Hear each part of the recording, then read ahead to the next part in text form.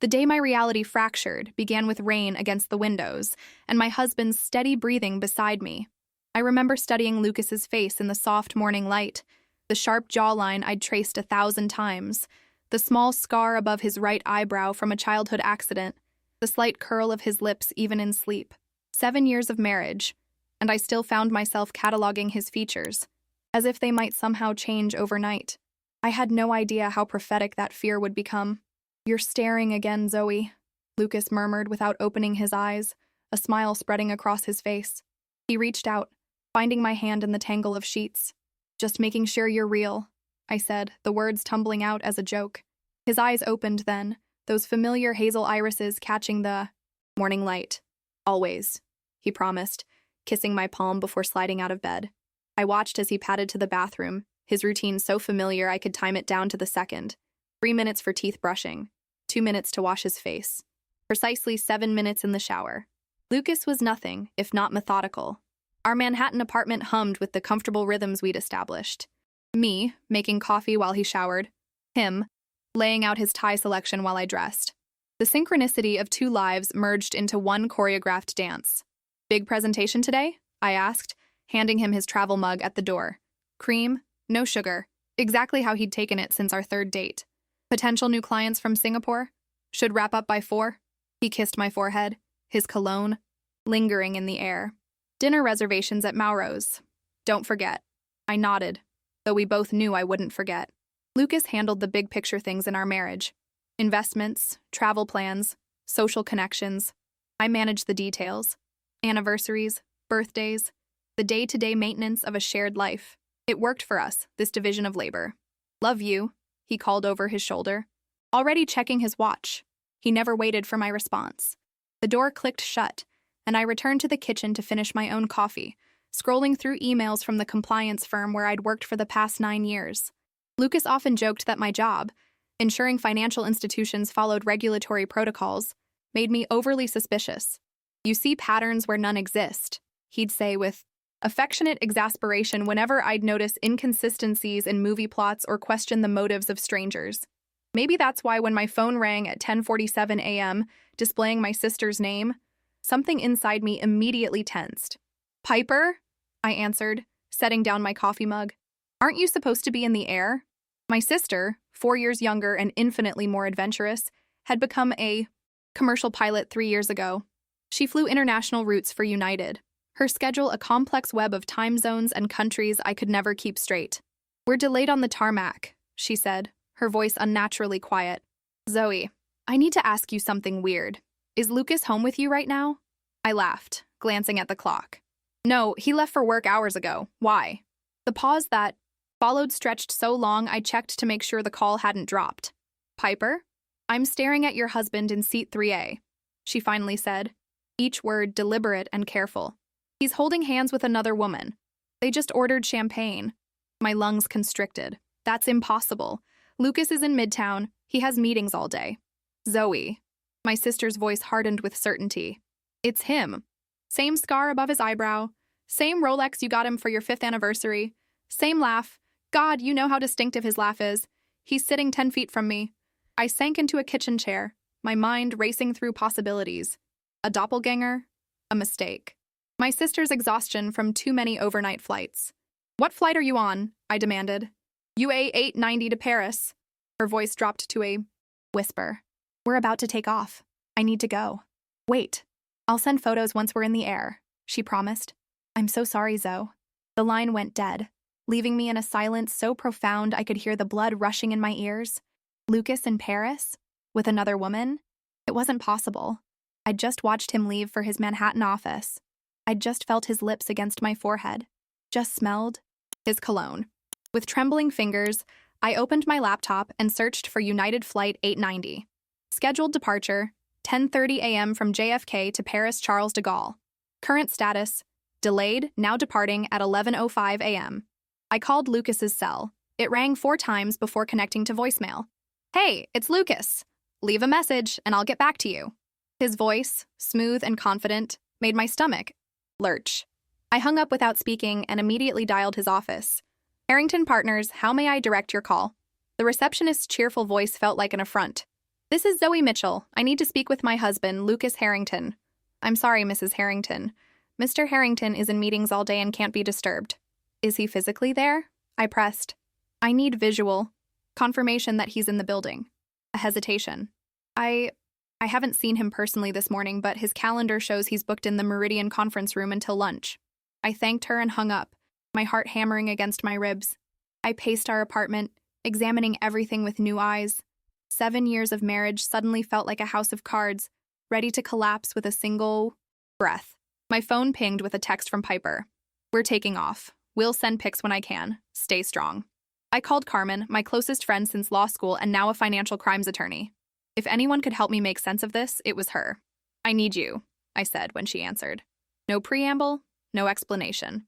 To her credit, Carmen didn't ask questions. I'll be there in 20.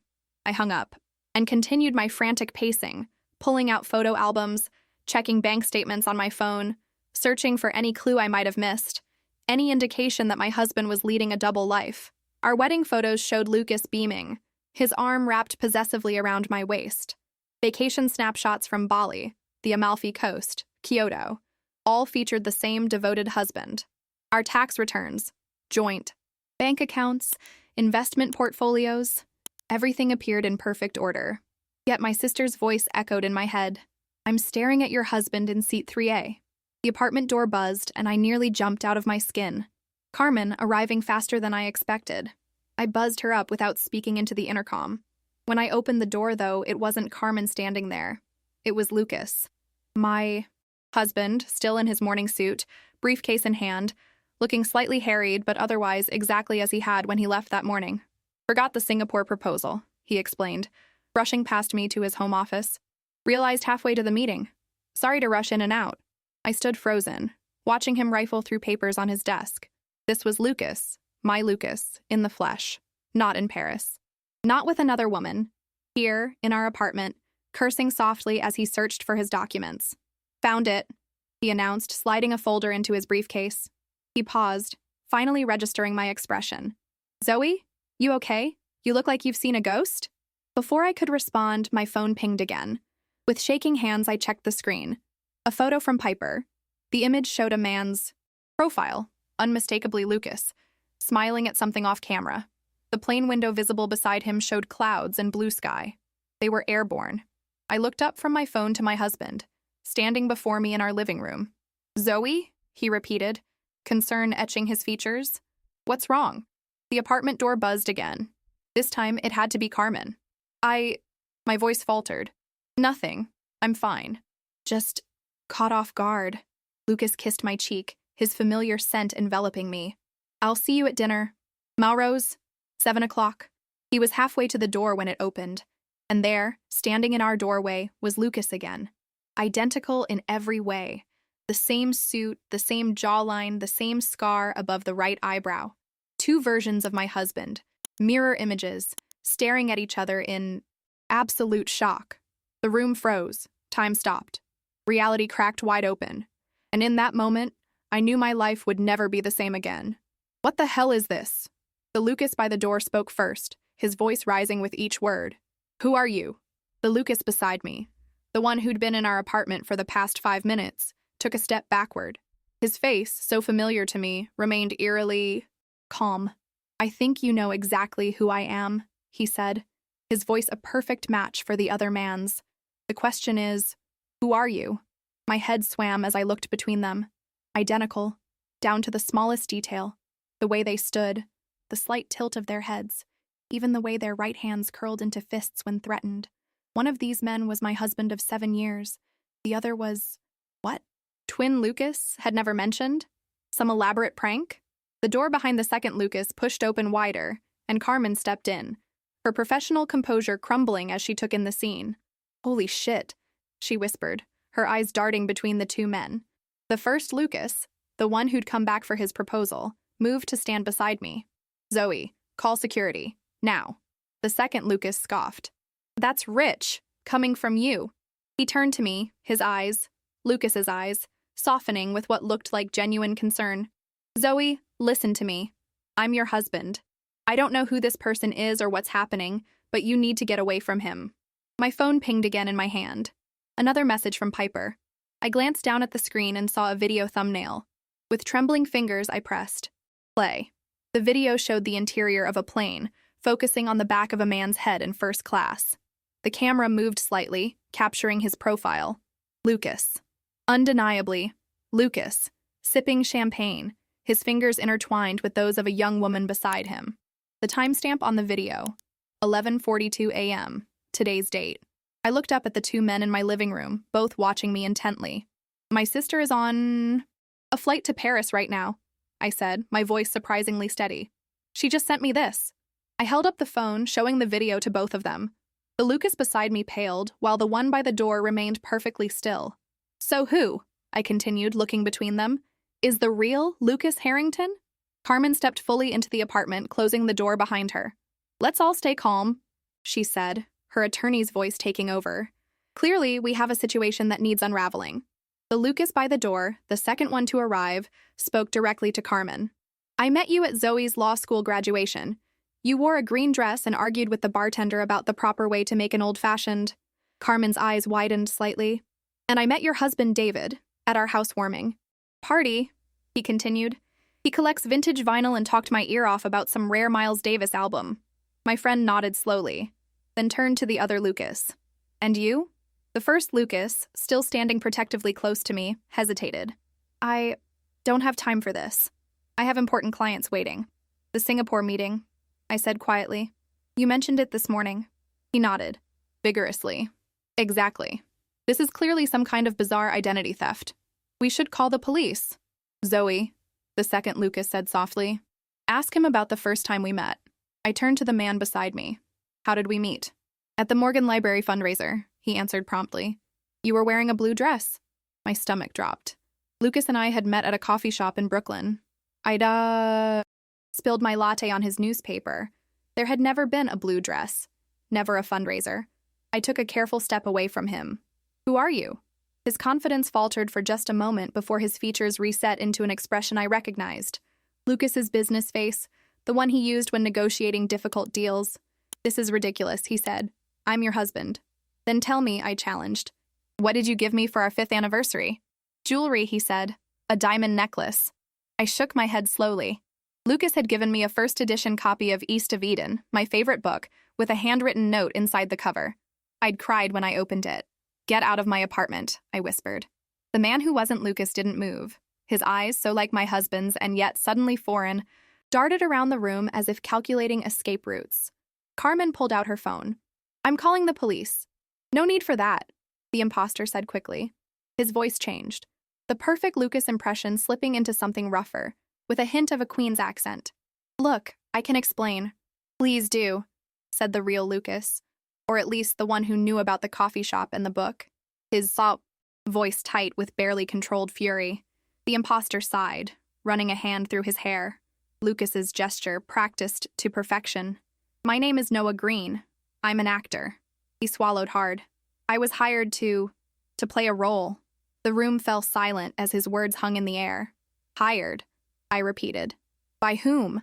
Noah's eyes flickered toward the man I now believed to be my real husband. By him. Lucas's face contorted with disbelief. That's insane. Why would I hire someone to impersonate me? Not to impersonate you temporarily, Noah clarified. To replace you. For 3 months. He turned to me, and I saw something like genuine remorse in his eyes. While he was away on business trips. My mind reeled with implications. The Lucas in Paris with another woman. The perfect double. Standing in our apartment. The elaborate deception that must have been months, perhaps years, in the making. How long? I asked, my voice barely audible. How long has this been happening? Noah hesitated. This is my first day. I was told you'd be at work. He glanced at his watch. At Lucas's watch. There was a schedule. You weren't supposed to be home. I remembered calling in sick that morning. A rare occurrence for me. A simple headache had derailed an elaborate deception. Carmen moved to stand beside me, her hand finding mine. I don't even have words. Lucas, my Lucas, stood rigidly by the door, his face a mask of controlled fury. I want to know exactly what's going on. Every detail. Noah looked uncomfortable. Look, man, I was just hired for a job. 3 months. Good pay. I was told it was for a film project. method acting research. I didn't know. Didn't know what? I demanded. That it was real. He finished lamely. That you weren't in on it. The apartment fell silent again as we all processed this information. My entire marriage suddenly felt like quicksand beneath my feet. Every business trip Lucas had taken, every late night at the office, every unexplained absence. How many had been real and how many had been covers for what exactly? The woman on the plane, I said, turning to Lucas. Who is she? His expression crumpled, genuine anguish replacing the anger. I don't know, Zoe. I swear to you, I don't know what's happening. I was at the office all morning. I have witnesses, security footage. Your receipt, Carmen cut in suddenly, addressing Noah. The person who hired you must have paid you somehow. Bank transfers, contracts, communications, there must be a paper trail. Noah nodded slowly. There is. Everything's on my phone. He reached into his pocket, Lucas's pocket, and withdrew a sleek black device identical to my husband's. As he unlocked it, my own phone pinged again. Another message from Piper. Landed in Paris. Got clear photos of them deplaning. Will call when I can. Attached was a crystal clear image of Lucas, or someone who looked exactly like Lucas, stepping off the jetway at Charles de Gaulle, his arm around a stunning woman with long dark hair. I showed the photo to everyone in the room. Noah looked genuinely confused. That's not possible. He hired me to take his place here. How can he be… And then it hit me, a revelation so stunning I actually gasped. There are 3 of them, I whispered. 3 Lucas Harringtons. 1 on a plane to Paris with a mystery woman. 1 standing in my living room, claiming to be my husband, and 1 pretending to be my husband, hired by someone. The room spun around me as the full weight of the deception crashed down. My marriage, my life, my very reality. All of it built on lies so intricate they defied comprehension. We need to sit down, Carmen said firmly, guiding me to the couch. All of us. And we need to figure out exactly what's happening. As I sank onto the cushions, I looked between the 2 men, 1 possibly my husband, 1 definitely an imposter, and a 3rd somewhere in Paris, and realized with absolute clarity that the life I thought I knew had just shattered beyond recognition. The truth was somewhere in this room, and I would find it, no matter what it cost me. The silence in our living room felt physical. A 5th presence alongside Carmen, myself, and the 2 men who both claimed to be Lucas Harrington. I studied them both, searching for any tell, any microscopic detail that might reveal the truth. Start from the why. Beginning, Carmen directed, her attorney voice taking command of the room. She pointed to Noah. You. Explain exactly how this arrangement came to be. Noah shifted uncomfortably on the edge of the armchair. It was surreal watching him occupy space in my home, wearing my husband's mannerisms like a borrowed coat that didn't quite fit. I got a call about 3 months ago, he began, from my casting director I've worked with before. Said she had a unique opportunity, high-paying, unconventional, required absolute discretion. He glanced nervously at Lucas. I met with her and a man who introduced himself as Lucas Harrington. What did this man look like? I interrupted. Noah gestured toward Lucas. Like him. Exactly like him. He paused. Or like the man in your sister's photos. I honestly can't tell the difference. Continue, Carmen pressed. They explained it was for a special kind of method acting research, living someone else's life to prepare for a role in an upcoming psychological thriller. They said the subject… He looked at me apologetically. You had consented to the experiment, that you'd be away most of the time I was here. And you believed that? Lucas's, voice cut through the room like ice. Noah flushed. It came through legitimate channels. The payment was substantial, and it's not the strangest job I've had in this industry. He pulled out his phone again. I have all the emails, the contract, everything. The money came from a production company called Helix Ventures. Carmen took the phone, scrolling quickly. This contract is surprisingly thorough for a scam, she murmured. Corporate entity, proper clauses. This wasn't thrown together by amateurs. My husband, or the man I believed might be my husband, paced by the window. This is insane. Someone is clearly trying to frame me, destroy my reputation, my marriage. The man in Paris, I interrupted. We need to figure out who he is. Lucas stopped pacing. Call your sister again. See if she can follow them. Find out where they're going. I shook my head. Piper has to catch her connection to Hong Kong. She can't play detective in Paris. Then we need to access building security footage, Carmen suggested. See who actually left this building this morning. The doorman must have logs. Already been taken care of, Noah cut in quietly. We all turned to stare at him. Part war. Of my preparation, he explained. I was given footage of Lucas coming and going from the building to study his walk, his mannerisms. The doorman was told that the building's security system was being updated and that some of the previous day's footage would be looped during maintenance periods. He swallowed hard. They thought of everything. My stomach twisted. The level of planning, the attention to detail. This wasn't some impulsive scheme. This was calculated, meticulous. My notes, Noah continued, reaching into his Lucas's briefcase and pulling out a leather-bound journal. Everything I needed to know about your life together. Your routines, preferences, inside jokes, significant dates. He handed me the journal, and I opened it with trembling fingers. There, in neat handwriting, was a blueprint of my marriage, reduced to bullet points and character notes. Zoe takes her coffee with 1 sugar, no cream anniversary, April 17th. Gift already purchased, hidden in office safe. Allergic to shellfish, mild, rash, not anaphylaxis. Calls her mother every Sunday at 7 p.m. Favorite flowers, peonies, birthday, and tulips, every day. Sex. Prefers lights dimmed, typically. Initiates on Fridays after work. The intimate details of my life, our life, laid bare on the page, as if I were a character to be studied and replicated. I felt violated in ways I couldn't articulate. Who would do this? I whispered. And why? Lucas approached cautiously, as if afraid I might shatter. Zoe, we need to call the police. This is identity theft, fraud. Not yet, Carmen interjected, still examining Noah's phone. These financial trails could lead us to whoever's behind this. If we involve the authorities too soon, they might cover their tracks. She turned to Noah. Were you given any emergency contacts? Anyone to report to if something went wrong? He nodded. A phone number. I was supposed to text daily updates. Text them now, I said suddenly. Tell them everything's fine. Don't let them know we've discovered the switch. Lucas stared at me. You can't be serious. We need to end this now. No, I insisted, a strange clarity cutting through my shock. We need to understand it first. All of it. I moved to the window, watching raindrops trace patterns on the glass.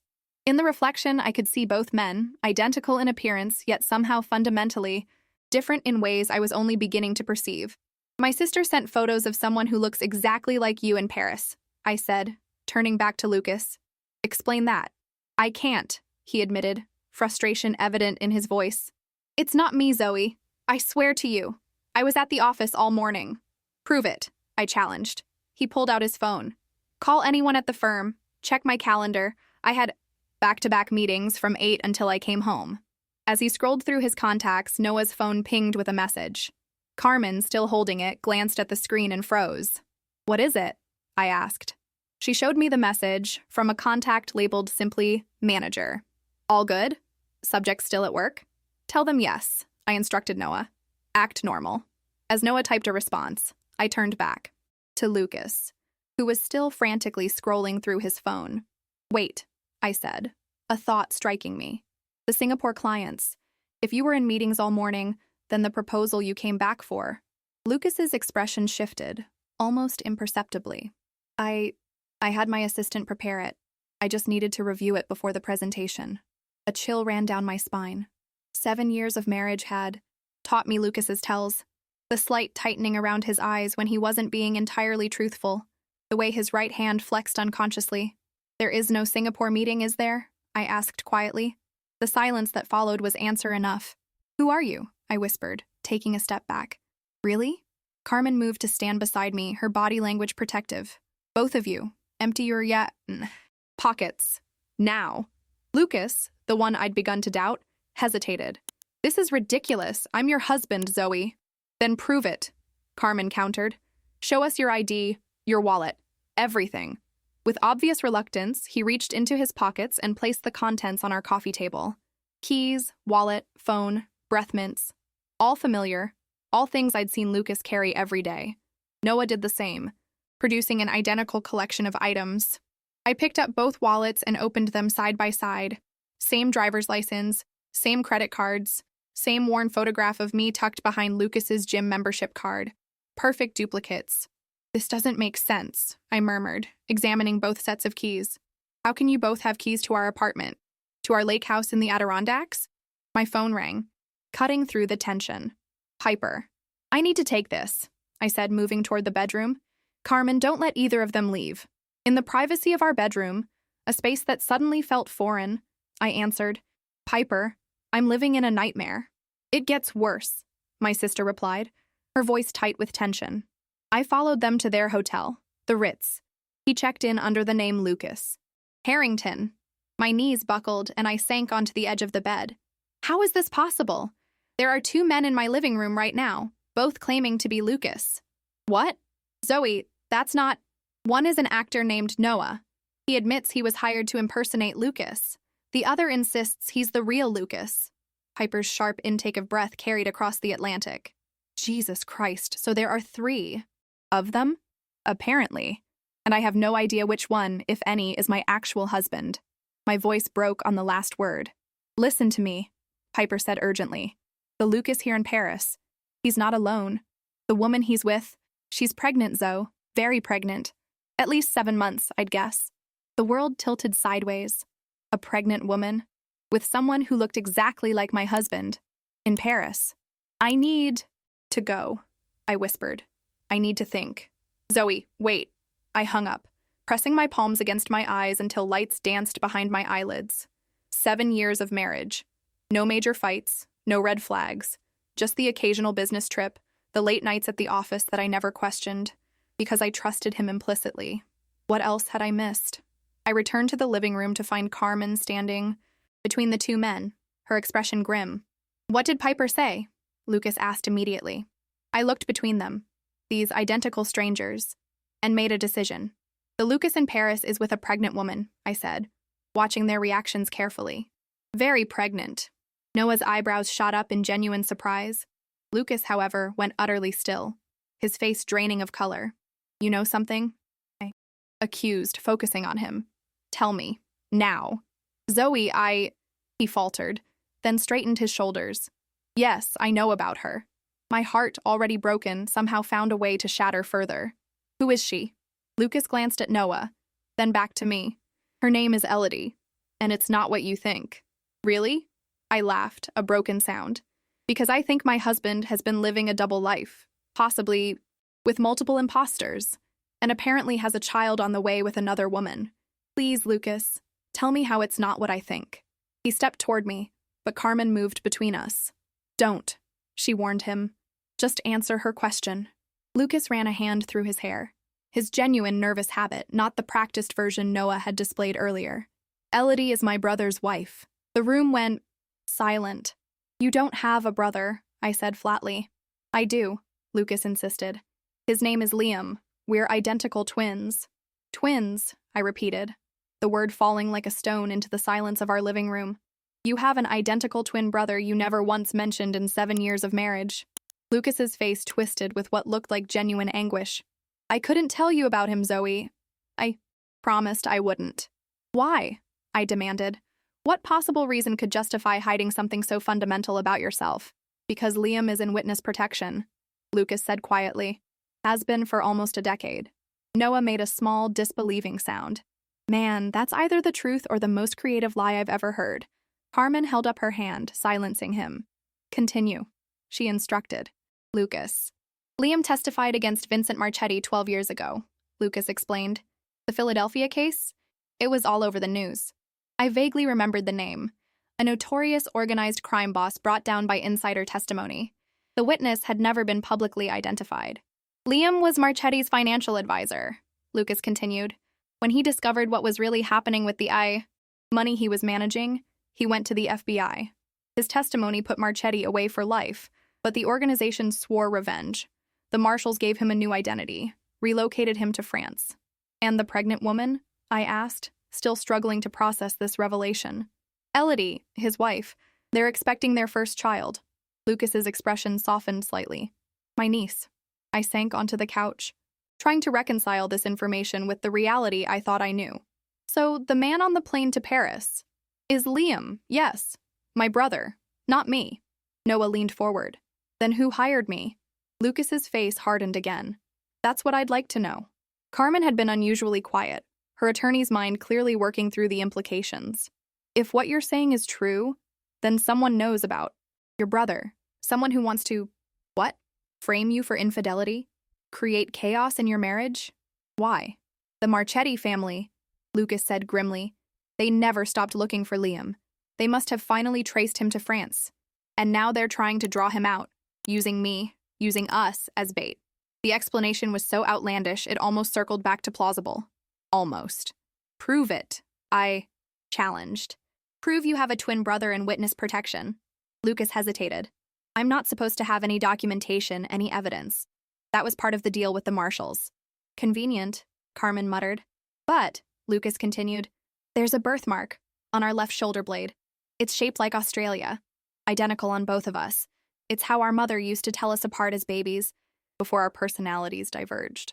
I stared at him. In 7 years of marriage, I'd never noticed a birthmark shaped like Australia on my husband's back. Show me, I demanded. Lucas removed his jacket and began unbuttoning his shirt. As he turned and pulled the fabric down over his shoulders, I saw it. A light brown mark on his left shoulder blade, roughly the shape of Australia. That proves nothing, Carmen pointed out. If this is an elaborate scheme, the real Lucas could have told the imposter about the birthmark. I turned to Noah. Take off your shirt. Noah complied without argument. His back was unmarked. So, you're not pretending to be Lucas's fictional twin brother, I concluded. But that still doesn't prove you're the real Lucas. The real Lucas wouldn't have lied to his wife for 7 years, Carmen added. Lucas rebuttoned his shirt, his movements precise and controlled. I did what I had to do to protect my brother. To protect you, Zoe. If you knew about Liam, you could have been targeted too. And the actor? Carmen pressed. How do you explain someone hiring an impersonator to take your place? I told you, the Marchetti family must be behind it. They're trying to expose Liam by creating chaos in my life. If enough people start confusing me with someone else, eventually the truth about Liam might surface. It was convoluted logic, but not entirely implausible for a criminal organization seeking vengeance. Noah's phone pinged again with another message. Carmen checked it and her eyebrows rose. They want confirmation that everything's on schedule, she said. Client still away, wife unsuspecting. Those are their exact words. The implication sent ice through my veins. Client still away. Not subject, as Noah had described earlier, but client. As if Lucas, or someone posing as Lucas, had hired Noah himself. Let me see the contract again, I said, reaching for Noah's phone. I scrolled through the document, scanning for details I might have missed. The payment amount made me gasp. $200,000? For 3 months of impersonation? It's not unusual for a high-profile method acting preparation, Noah defended, especially with the confidentiality clauses. Who signed this? I demanded, scrolling to the bottom. The electronic signature read, Lucas Harrington, executive producer, Helix Ventures. My gaze snapped to Lucas. Do you own a production company called Helix Ventures? No, he said firmly. I've never heard of it. But someone with access to your identification, your accounts, and intimate knowledge of our lives does, I concluded. Someone who could pass as you convincingly enough to hire an actor. Liam, Lucas said quietly. It has to be Liam. I stood up, needing to move, to think. The walls of our apartment, once a sanctuary, now felt like they were closing in around me. Let me get this straight, I said, trying to impose order on the chaos. You have an identical twin brother in witness protection in France.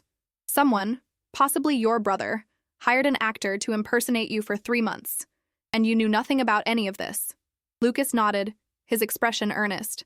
That's the truth, Zoe. I swear it. The man who hired me wasn't French, Noah interjected. No accent at all, pure American, just like him. He gestured toward Lucas.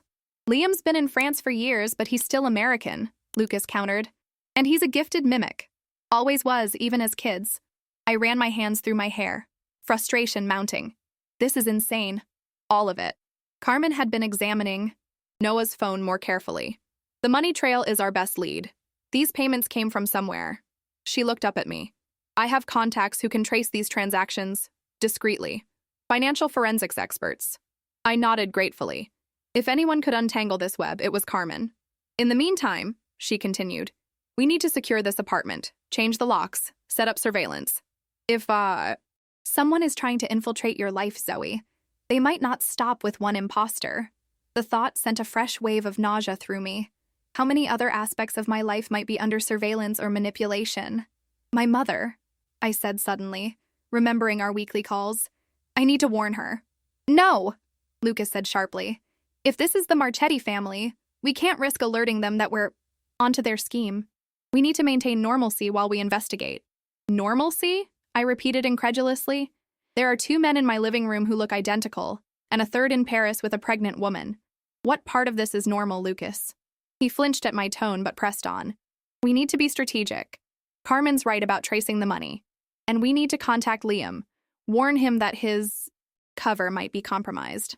I thought you weren't supposed to have contact with him, I challenged. Emergency protocols, Lucas explained. A secure email address to be used only in dire circumstances. This qualifies. I turned to Noah, who had been watching our exchange with wide eyes. You're staying here where we can keep an eye on you. I have an apartment in Queens, he protested. Not anymore, Carmen said firmly. Not until we figure this out. You're a material witness now. Noah slumped in defeat. This wasn't in my contract. Your contract, I reminded him coldly, was to impersonate my husband and infiltrate my home under false pretenses. Consider yourself lucky we haven't called the police. A tense silence fell over the room. Outside, rain continued to streak the EO. Windows. The city beyond a blur of gray and muted lights. I felt disconnected from all of it. From the apartment I'd called home for years. From the man I'd called husband. From the very life I thought was mine. What now? Noah finally asked, breaking the silence. I looked between the 2 men, one possibly my husband, one definitely not, and made a decision. Now, I said, we set a trap, and we see who walks into it. Night had fallen by the time we finalized our plan. Carmen had gone to her office to set financial traces in motion, leaving me alone with Lucas and Noah in the apartment that no longer felt like home. You're sure about this? Lucas asked for the 3rd time as I hung up with the hotel concierge. I nodded, the phone still warm in my hand. The suite is booked for tomorrow. Night. 7 p.m. Our trap was elegant in its simplicity. I'd reserved the penthouse suite at the Pierre under Lucas's name, requesting their most romantic package. Champagne, roses, the works. I'd then called Lucas's office and left a message with his assistant that Elodie had arrived early from Paris and would meet him at the Pierre tomorrow evening. Whoever is behind this will have to, respond, I reasoned, either by showing up themselves or sending someone else. And we'll be waiting, Lucas said grimly. Noah shifted uncomfortably on the couch where we'd decided he would sleep. What exactly is my role in all this? You're going to continue pretending everything is normal, I told him. Text your manager that I'm still clueless, that Lucas is away on business. Make them what? Believe their plan is working. He nodded, though doubt clouded his features. And then what? I'm just supposed to keep living here with you, pretending to be your husband? Just for another day, I assured him. Until we spring the trap. Lucas paced by the window, his reflection ghosting across the dark glass. I've emailed Liam through our secure channel, warned him that someone might have compromised his identity. How convenient that you have a secret twin brother no one can verify, I murmured, unable to keep the bitterness from my voice. Lucas stopped pacing. Zoe, I know how this looks, but everything I've told you is true. I was bound by promises, legal obligations, to protect Liam's identity. Even from your wife? The hurt was still raw, a wound that kept reopening with each revelation, especially from my wife, he said quietly. The fewer people who knew, the safer Liam would be. I wanted to believe him. 7 years of marriage made me want to trust the man standing before me. But doubt had taken root, spreading like poison through every memory we'd shared. I'm going to bed, I announced, suddenly exhausted beyond measure. Noah, there are extra blankets in the hall closet. Lucas, you can take the guest room. Lucas's face fell. Zoe, I need space, I said firmly. Just give me that much. Alone in our bedroom, my bedroom now, I sank onto the edge of the mattress, overwhelmed by the day's revelations. My phone buzzed with another message from Piper. Got a room at same hotel. We'll keep eyes on them. Liam took Elodie to dinner at L'Arpege. She's definitely French. They look happy, Zoe. Call me when you wake up. Attached was a discreet photo taken across a restaurant. Lucas's profile, or Liam's if I believed that story, illuminated by candlelight, smiling at a beautiful woman whose hands rested protectively over her rounded belly. They did look happy. Genuine. Not like people engaged in elaborate deception. Was it possible? Could Lucas actually have a secret twin brother he'd never mentioned? The birthmark seemed real enough, but 7 years of silence on something so fundamental felt like a betrayal too deep to process. I changed into pajamas and slid between cold sheets, listening to the muffled sounds of Lucas and Noah moving around the apartment. Two identical men, both strangers now in different ways. Sleep came fitfully. Dreams fragmented by images of multiplying Lucas Harringtons, all wearing the same face but revealing different souls beneath.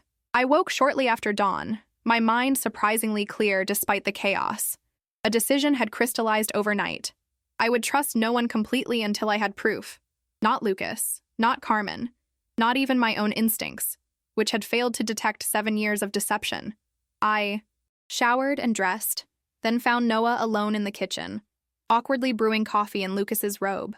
"Where is he?" I asked. "Went for a run," Noah replied. "Said he needed to clear his head." I nodded, watching him carefully. In the morning light, subtle differences between Noah and Lucas were more apparent. A slight hesitation in his movements, a watchfulness that Lucas never displayed in familiar surroundings. "You're a good actor," I observed, "but not perfect." He gave a rueful smile. I had less than 2 months to study him. The way he holds his coffee mug, the slight slouch when he's tired, how his voice drops when he's serious. It's dozens of tiny details that make a person. "How did they get all those details?" I asked, accepting the mug he offered. "The notes you were given, they're intimate, personal." Noah hesitated. "There was footage, hours of it. You and him together in this apartment. Conversations, routines, arguments." I slid down my spine. "We were being recorded? In our home?" He nodded grimly. "Cameras in most rooms, not the bathroom or bedroom," he added quickly, seeing my expression. "But enough to study your interactions. The violation was profound. Our private moments, our quiet rituals, all observed, cataloged, used to create a convincing replica of my husband." "When?" I managed. "How long?" "The footage I saw was time-stamped over the past year," Noah said. "But there could be more. My apartment, my sanctuary, had been compromised for at least a year. Every conversation with Lucas, every moment I thought was private, potentially observed by unseen eyes. The thought made me physically ill. "We need to sweep the place," I said. "Now, before Lucas returns." Noah followed me room to room as I searched for hidden cameras. We found the first one quickly, disguised as a smoke detector in the living room. The second was housed within a power outlet in the kitchen. The third, most disturbingly, was built into the frame of our wedding photo on the mantel. Each discovery fueled my rage and paranoia. By the time Lucas returned from his run, we had found 7 devices in total, all sophisticated, all nearly invisible unless you knew what to look for. "What is this?" Lucas demanded, seeing the collection of dismantled cameras on the coffee table. "Surveillance equipment," I said coldly. "Hidden all over our apartment. For at least a year, according to Noah." Lucas paled. "Zoe, I swear I knew nothing about this." "Really?" "Because someone has been watching us, studying us, learning exactly how to replicate you." I held up the tiny camera from our wedding photo. "Who would have access to our home? Who would know every detail of our lives? The Marchetti family?" "Stop," I cut him off. "Stop blaming some convenient, criminal organization. This isn't some mob hit, Lucas. This is calculated, personal, and intimate." His eyes darted to the cameras, then back to me. "You think I did this? That I spied on my own home? My own wife?" "I don't know what to think anymore," I admitted. "But I know these cameras have been here for months, maybe longer. And in all that time, you never noticed. The most detail-oriented man I've ever met, and you never spotted a single one." Lucas ran a hand through his hair, visibly distressed. "Zoe, please. You have to believe me. I'm as horrified by this as you are." Noah cleared his throat.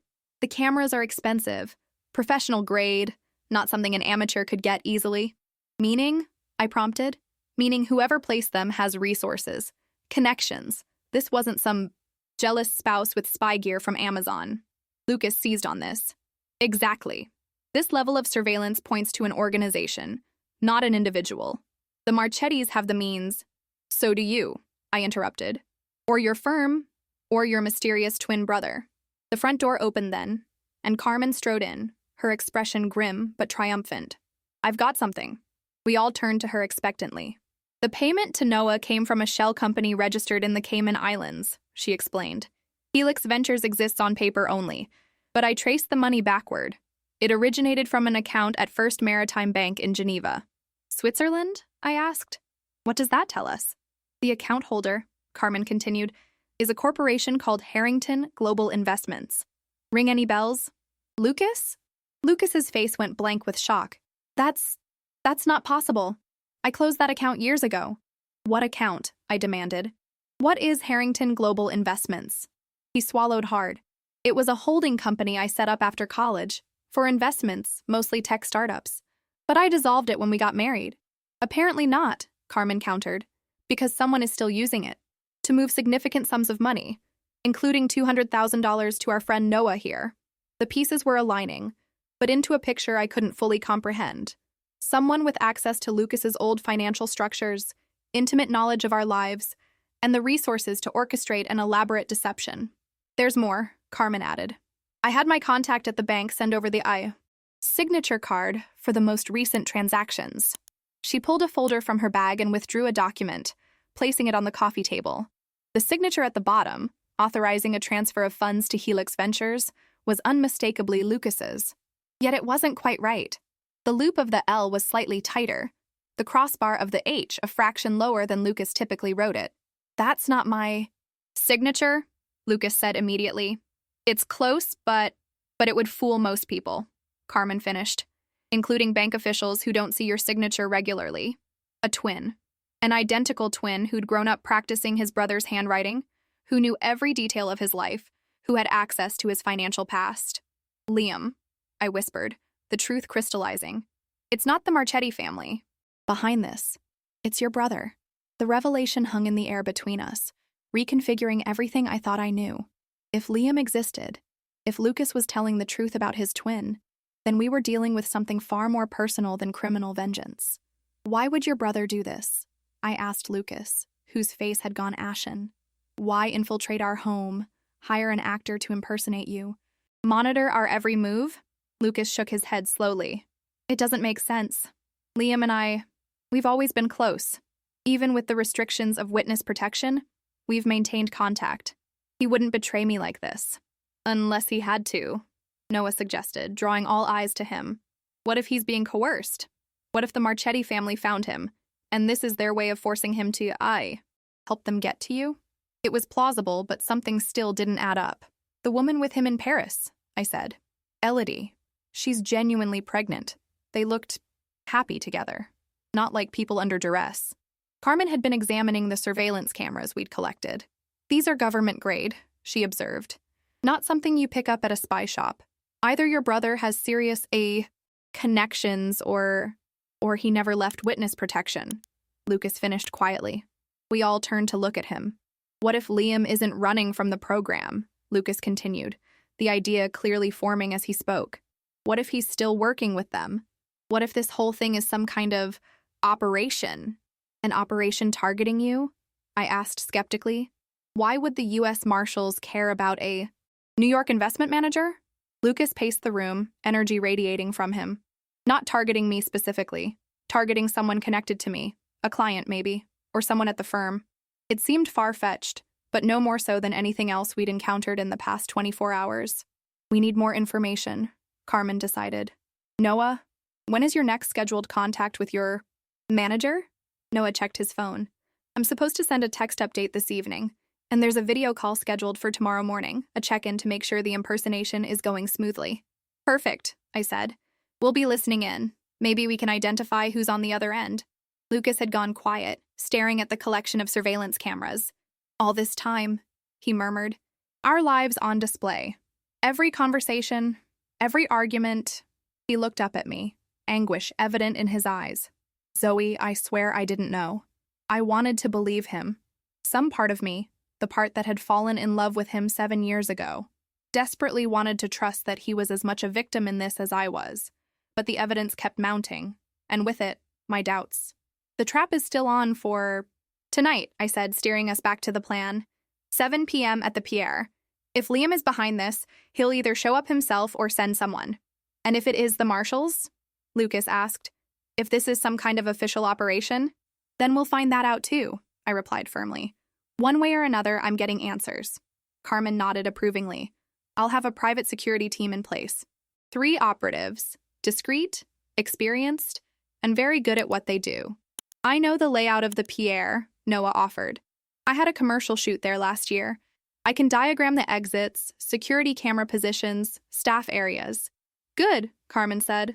The more prepared we are, the better. I checked my watch. It's almost noon. We have 7 hours before we need to be in position. I turned to Lucas. In the meantime, I think it's time you told me everything about your brother. No more secrets, no more witness protection excuses. I want the full truth. Lucas hesitated only briefly before nodding. You deserve that much. All of it. We moved to the kitchen table, where Lucas began his story while I recorded it on my phone. Insurance against future denials or contradictions. Liam and I were born in Boston, he began. Identical twins, but different in almost every way except appearance. I was cautious, methodical. Liam was impulsive, charismatic. After college, I went into finance here in New York. Liam moved to Philadelphia and started working for a wealth management firm. He paused, taking a sip of water. That firm, we later discovered, primarily served members of the Marchetti crime family. Liam was brilliant with numbers, better than me, honestly, and quickly became their favorite financial advisor. He didn't realize what he was involved with at first. By the time he understood where the money came from and where it was going, he was in too deep. What turned him? I asked. What made him go to the FBI? A shadow crossed Lucas's face. A woman. Maria Constanza. She worked at the firm too, in compliance. He glanced at me. Like you. She and Liam fell in love. When she started asking questions about some of the accounts, the Marchettis had her killed. Made it look like a robbery gone wrong. The parallel to my own career sent a chill through me. And Liam went to the authorities. Lucas nodded. With everything. Account numbers, transaction, histories, offshore holdings. His testimony dismantled their entire financial structure. Vincent Marchetti got life in prison. His son, Anthony, swore vengeance on the rat who betrayed them. But they never discovered it was Liam, Carmen interjected. No, the prosecutors kept his identity sealed. But the family has resources, connections. They never stopped looking. Lucas's expression darkened. The marshals gave Liam a new identity, relocated him to France. I was allowed limited contact, the secure email address I mentioned. For years, everything seemed safe. Until now, I said. Until now, Lucas agreed. But this, he gestured to the cameras, to Noah, to the evidence of elaborate deception. This doesn't feel like the Marchettis. They're brutal, direct. If they'd found Liam, they'd simply kill him. This level of psychological manipulation isn't their style. Noah, who had been listening intently, leaned forward. What if it's not about revenge? What if Liam needs something from you? Something he can only get by having someone on the inside? It was a perspective I hadn't considered. What could he possibly need that he couldn't just ask for? Lucas wondered. Maybe something he doesn't think you'd give willingly, Carmen suggested. Or something he couldn't explain without compromising his cover. My phone buzzed with a text from Piper. They're on the move, heading to the airport. Looks like they're leaving Paris. I showed the message to the others. If that's really Liam in Paris, he's on his way somewhere. Maybe here. Lucas checked his watch. It's a 7-hour flight from Paris to New York. If they're leaving now, they could arrive just in time for our meeting at the Pierre. The pieces were aligning too perfectly to be coincidence. So tonight, I said slowly, we might come face to face with not 2, but 3 Lucas Harringtons. Plus a very pregnant Frenchwoman, Noah added, attempting levity that fell flat in the tense atmosphere. Carmen began gathering her things. I need to update my security team, add more coverage. This just got significantly more complicated. As she headed for the door, Lucas called after her. Carmen, be careful who you involve. If the marshals are running some kind of operation, they have eyes and ears everywhere. She nodded grimly. Trust me, these people operate outside official channels. Their discretion is guaranteed by something more reliable than professional ethics. What's that? Noah asked. An obscene amount of money, she replied before disappearing into the hallway. Left alone with Lucas and Noah again, I found myself studying them both with new eyes. Noah was clearly uncomfortable, a player who'd stumbled into a game with much higher stakes than he'd signed on for. But Lucas, my husband, remained an enigma. Was he victim or perpetrator? Dupe or mastermind? "I need air," I announced suddenly. "I'm going for a walk." Lucas rose immediately. "I'll come with you." "No," I said firmly. "I need space. Time to think." I turned to Noah. "Don't let him out of your sight. Text me if anything happens." Noah nodded, clearly relieved to have a defined role in the act. Unfolding drama. Outside, the city embraced me with its familiar cacophony: honking taxis, chattering pedestrians, the distant wail of sirens. I walked without direction, my mind racing to process everything we'd learned. A secret twin brother, witness protection, surveillance cameras in my home, an actor hired to impersonate my husband, a pregnant woman in Paris, each revelation more outlandish than the last, yet somehow forming a pattern that remained just beyond my comprehension. I found myself at the edge of Central Park, where Lucas and I had often walked on Sunday mornings. Had those moments been real? Had any of it been real? My phone rang. "Carmen, I've got something," she said without preamble. "Flight records. A private jet chartered from Paris to Teterboro, landing at 5:30 p.m. today. Passenger names Liam and Elodie Marchand." "Marchand," I repeated. "Not Harrington." "His witness protection identity, presumably," Carmen replied. "But here's the interesting part. The charter was paid for by Harrington Global Investments, the same shell company that had hired Noah, the same company Lucas claimed to have dissolved years ago. There's more," Carmen continued. I dug deeper, into the bank records.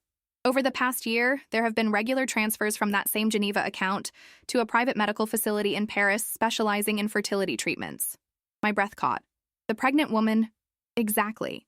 And guess whose name is on the patient records? Elodie Marchand and Lucas Harrington. The ground seemed to shift beneath my feet. Not Liam Marchand? Lucas Harrington? That's what the records show, Carmen confirmed.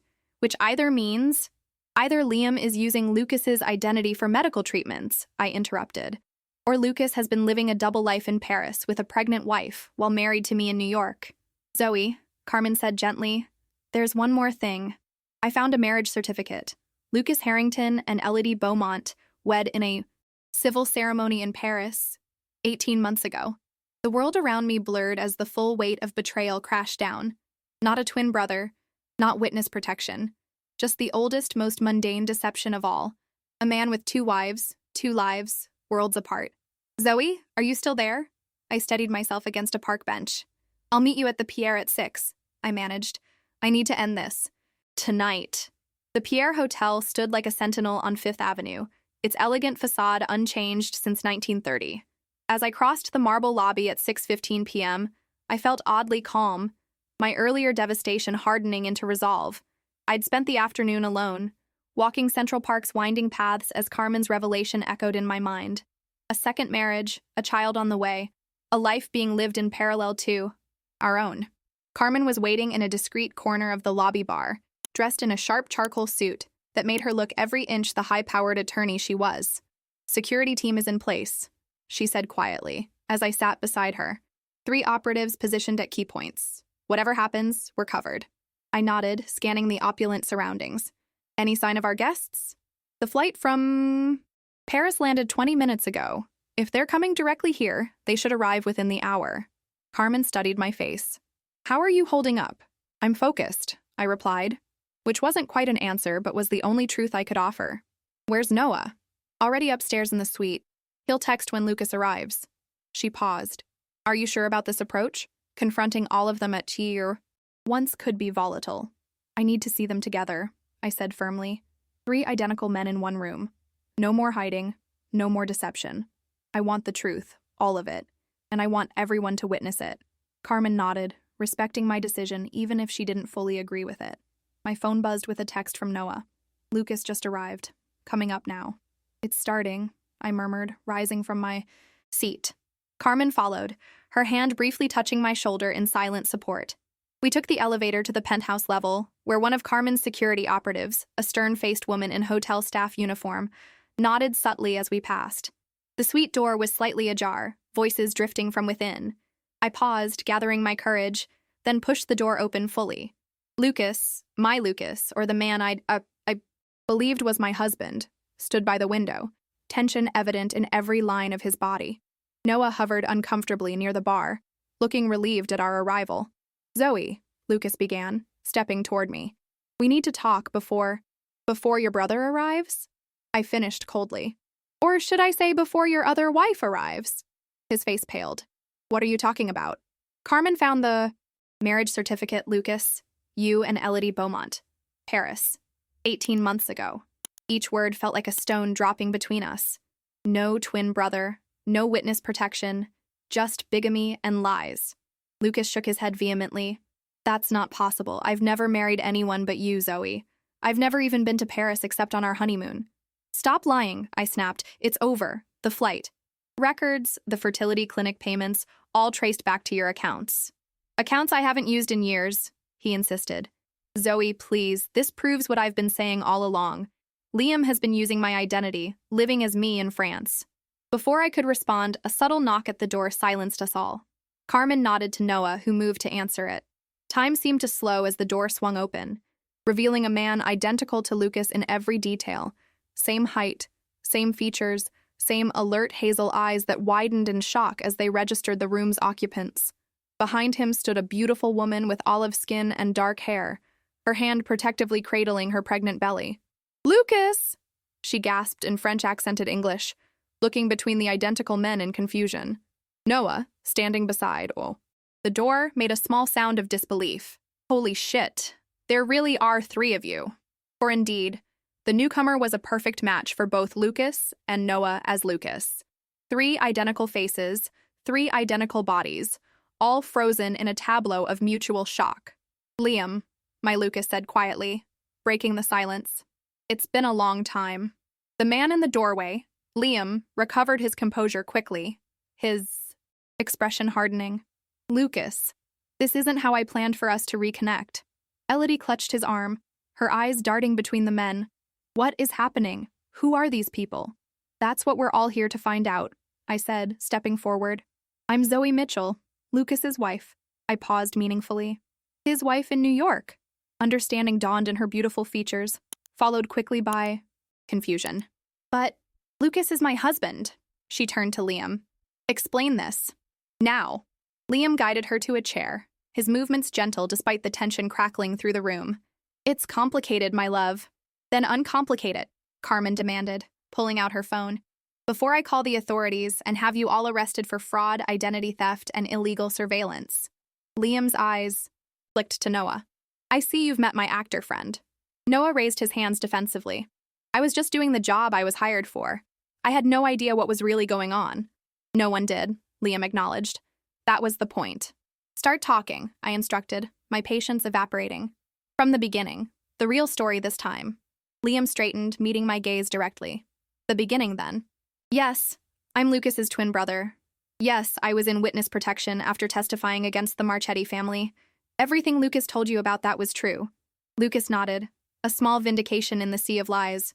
"What he couldn't tell you," Liam continued, "was that I left the program 3 years ago." "Left?" Lucas interrupted. "That's not possible. You can't just leave witness protection." "You can if the threat no longer exists," Liam countered. "Anthony Marchetti died in prison 2 years after his father. Heart attack. The organization fragmented without leadership. After a thorough risk assessment, the marshals agreed I could reclaim my life, with precautions." "So you came to Paris," I said, "and married Elodie using Lucas's identity. Why? Why not just be yourself?" Liam's expression softened as he glanced at his wife. "Because Liam Harrington was still technically dead. Resurrecting him would mean paperwork, questions, investigations, exposing Elodie to scrutiny she didn't deserve." Elodie squeezed his hand. "I knew who he really was. From the beginning. But legally, on paper, he needed to be someone with a clean identity." "Me," Lucas said bitterly. "You stole my identity to build your new life." "Borrowed," Liam corrected. "Temporarily. You were never supposed to know." I laughed without humor. "And the surveillance in our apartment? The hired actor? Was that all part of borrowing his identity too?" Liam had the grace to look ashamed. "That was more recent.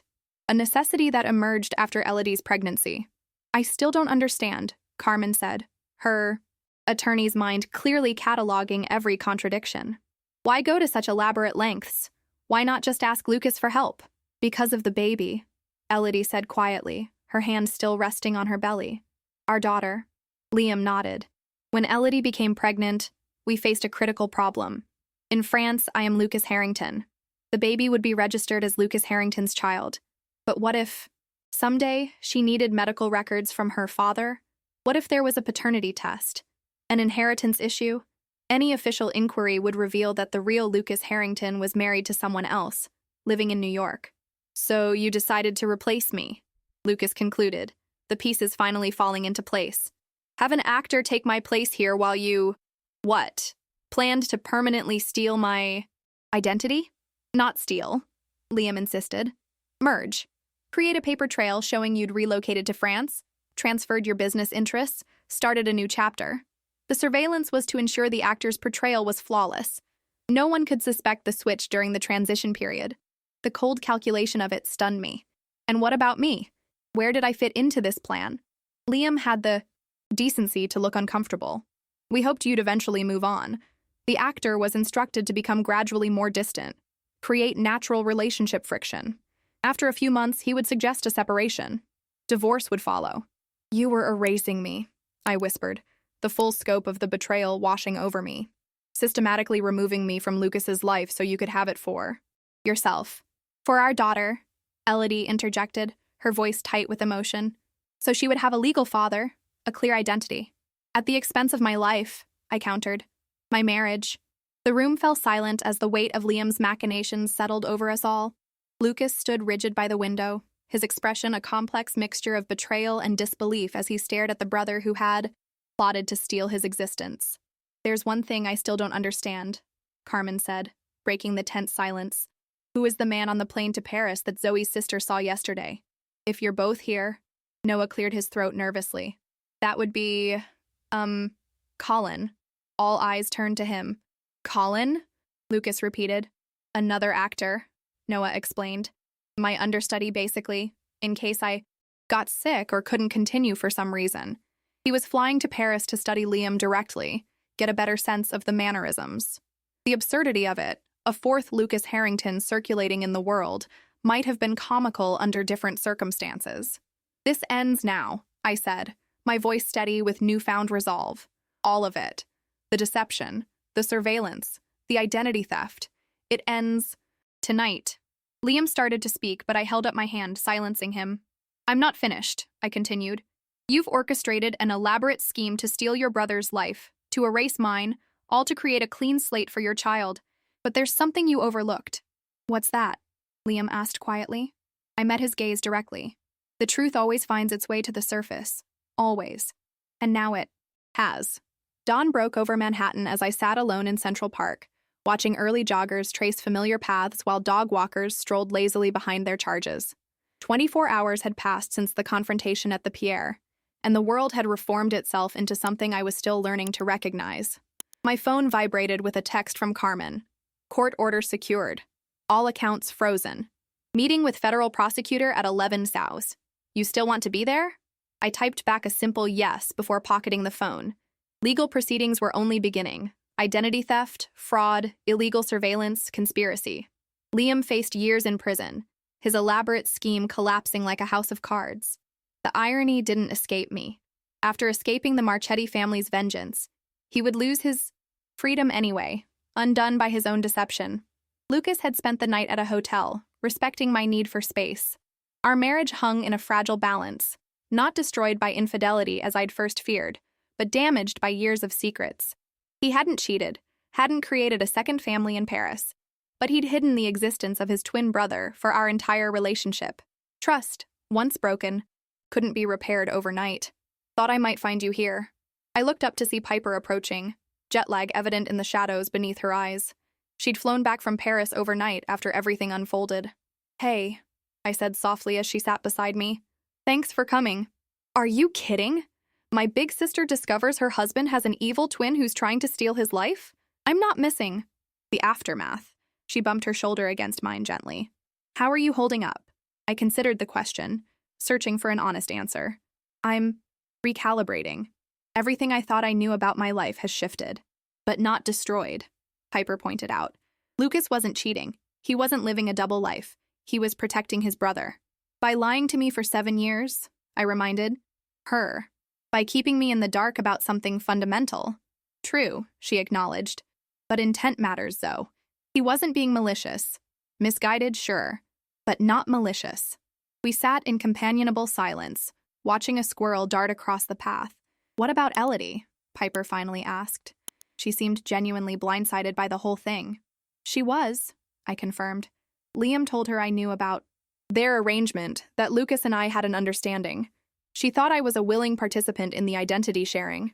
I shook my head at the layers of deception. She's heading back to Paris today. The baby's due in 8 weeks. And she'll be born to a father in prison, Piper murmured. Maybe not, I said. That part's complicated. After the initial shock at the Pierre, after Carmen's security team had escorted Liam to a secure location pending legal proceedings, Lucas and I had talked with Elodie long into the night. Her devastation had been complete, not just for herself, but for her unborn daughter. She'd truly believed her husband was building a legal framework to protect their child, not orchestrating an elaborate identity theft. Lucas is considering a compromise, I explained to Piper. A legal agreement that would acknowledge Liam as the biological father, but allow him to claim paternity on paper. The baby would have Lucas's name, his protection, without Liam having to steal his identity to provide it. Piper's eyebrows rose. That's remarkably generous, given the circumstances. It's not for Liam, I clarified. It's for the baby. And for Elodie. They're innocent in all this. My sister studied me closely. And how do you feel about that? I sighed, watching sunlight filter through the trees. I don't know yet. Part of me thinks Lucas is being naive, that Liam doesn't deserve his generosity. But another part, I trailed off, searching for the right words. Another part sees it as a way forward, Piper finished for me. A path to healing. Maybe, I allowed. Or maybe just the right thing to do for a child who didn't ask to be born into this mess. My phone buzzed again. Lucas, this time. Breakfast at that diner you love? We should talk. I hesitated, then replied. Meet you there in 30. Lucas? Piper guessed, seeing my expression. I nodded. He wants to talk. And do you? Want to talk? The question hung between us. Deceptively simple yet laden with implications. Did I want to talk? Did I want to try to rebuild what had been broken? Did I want to walk away? I began, then stopped, considering. I want the truth. All of it this time. No more secrets, no more protected information. If we have any chance of moving forward, it has to be with complete honesty. Piper smiled. That's my sister. Clear-eyed even in the middle of a storm. We rose from the bench together, walking slowly toward the park exit. You know, Piper said casually, in all this chaos, I can't help but notice one small silver lining. What's that? Your compliance specialist skills? The attention to detail that Lucas always teased you about? They saved you. You saw patterns where others might have missed them. I smiled faintly, remembering all the times Lucas had playfully rolled his eyes at my suspicious nature. The memory carried a new poignancy now. I'll see you later? I asked as we reached the street. Piper nodded. I'll be at your place. I sent Noah home, by the way. He seemed eager to put this whole experience behind him. Can't blame him, I murmured. He signed up to play a role, not get caught in a real-life psychological thriller. We parted ways, and I headed toward the diner where Lucas waited. Each step felt deliberate, carrying me toward a conversation that would determine the shape of my future. The diner was quiet at this hour. Most of the breakfast crowd already departed for their workdays. Lucas sat in a booth by the window, 2 coffee cups steaming on the table before him. He looked up as the bell above the door announced my arrival, his face a careful mask of neutrality. You came, he said as I slid into the seat across from him. I did. He pushed one of the coffee cups toward me. Cream, no sugar, exactly as I liked it. The familiar gesture carried an unfamiliar weight. I've been thinking all night, Lucas began. About us. About the past 7 years. About all the moments when I could have told you the truth and didn't. I wrapped my hands around the warm mug but didn't drink. And I was wrong, he said simply. Not just about Liam, about us, about what marriage should be. He met my gaze directly. I told myself I was protecting you by keeping Liam's existence secret, but the truth is, I was protecting myself from having to explain the complicated relationship we had, the choices we made, the person I was before I met you. You didn't trust me, I said, the hurt still fresh. After all this time, you didn't trust me with your full truth. It wasn't about trust, Lucas countered gently. It was about fear. Fear that the woman I loved would see the messy reality of my past and decide I wasn't who she thought I was. Instead, I discovered that reality in the worst possible way, I pointed out, with 3 versions of my husband circulating in the world. A ghost of a smile touched his lips. 4, if you count Colin. Despite everything, I found myself smiling too, the absurdity of it momentarily cutting through the tension. What happens now? I asked after a pause. With Elodie, with the baby, with us. Lucas took a deep breath. Elodie will return to Paris. The baby will be born there, registered legally as a Harrington. I'll be listed as the father on paper, with private legal documents establishing Liam's paternity. He hesitated. As for Liam, that depends partly on you. Me? If you press charges for the surveillance, the identity theft, he'll go to prison for years. It would be justified, Zoe. What he did was criminal. I considered this, remembering the cameras hidden throughout our home, the elaborate deception, the cold calculation of erasing me from Lucas's life. And if I don't press charges? I asked. Then we negotiate a settlement. He returns to Paris under his own identity, with legal documentation acknowledging his parental rights. He stays away from us, from our life here. Lucas paused. It's your decision, Zoe. I'll support whatever you choose. The waitress appeared, pad in hand. Ready to order? Just coffee for now, I told her. We're still deciding. As she moved away, the double meaning of my words hung between Lucas and me. Still deciding. About breakfast, about Liam's fate, about our future. I need to know everything, I said finally. No more convenient omissions, no more half-truths. If we have any chance of rebuilding, it has to be on a foundation of complete honesty. Lucas nodded solemnly. Ask me anything. I'll tell you everything. Start with Liam, the real story, all of it. And so he did. There in that quiet diner, as morning light streamed through the windows and the world continued its busy pace outside, Lucas told me the unabridged history of the Harrington twins, their competitive childhood, their divergent paths, the complex bond that had led Lucas to protect his brother, even at the cost of complete honesty in his marriage. I listened without interruption, absorbing each detail, each revelation, each piece of the man I'd married but never fully known. When he finished, the coffee had grown cold between us. I studied his face, the face I'd woken up beside for 7 years, the face that had been duplicated and tripled in a scheme worthy of the most outlandish fiction. I don't know if I can forgive you yet, I said honestly, but I think I understand you better now than I ever have. That's a start, he said quietly. Understanding before forgiveness. I nodded, a decision crystallizing. I won't press charges against Liam. Relief washed over Lucas's features. Zoe, not for his sake, I clarified.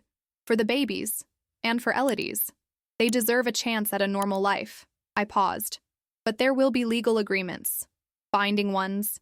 He comes nowhere near us, makes no claims on your identity, establishes his own legal existence. I'll make sure of it, Lucas promised.